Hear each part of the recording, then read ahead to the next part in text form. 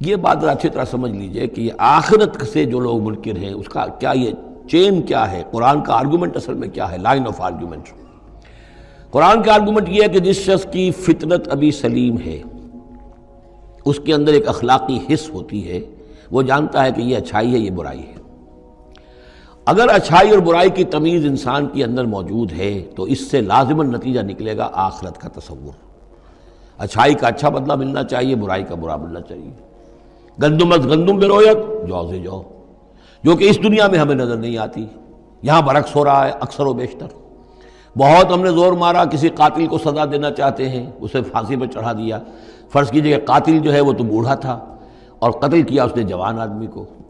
وہ جوان آدمی کی بیوی جوان بیوہ ہوئی ہے، اس کے چھوٹے چھوٹے بچے جو ہیں یتیم ہو گئے ہیں۔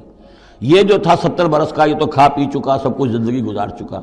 کیا اس کی زندگی اس زندگی کا بدل ہو سکتی ہے؟ زیادہ زیادہ آپ یہ کر سکتے ہیں کہ اس کو آپ پھانسی دے دیں، لیکن یہ اس کے جرم کا بدلہ نہیں ہے، اس کا ہم وزن تو بدلہ نہیں ملا۔ اس کو کیا نقصان ہوا؟ بوڑھا تھا، ویسے بھی جلدی مرنے والا تھا، اور یہ جوان آدمی تھا، اس کے بچے جو ہیں یتیم ہوئے، کہاں کہاں اس کے اثرات پہنچیں گے۔ پھر یہ کہ ایسے شخص کا بھی پھانسی چڑھنا بھی تو کوئی آسان کام نہیں ہے، جرم ثابت ہو، گواہی ملے، وکلاء بھی ہار جائیں، رشوتیں بھی نہ چلتی ہوں، تب کہیں جا کر پھانسی ہوگی اس کو۔ لیکن پھانسی بھی ہوگی تو کیا اس کے جرم کے ہم وزن سزا مل سکتی ہے؟ ناممکن۔ تو کوئی اور عالم ہونا چاہیے اور اس عالم میں بھرپور بدلہ ملے۔ یہ ہے اب جس کے اندر یہ احساس ہوگا، پھر وہ کچھ نہ کچھ سوچے گا، غور کرے گا، کوئی بات اس سے کوئی شخص کہتا ہے تو اس کو توجہ سے سنے گا۔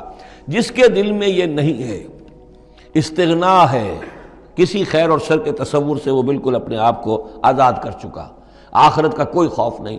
اب اس کے سامنے آپ لاکھ بین بجاتے رہیے، اس کو حکیمانہ درس دیتے رہیے، اسے بار بار جھنجھوڑیے، سکھائیے، پڑھائیے، وہ تو وہیں رہے گا، اس کی زندگی میں کوئی تبدیلی نہیں آ سکتی۔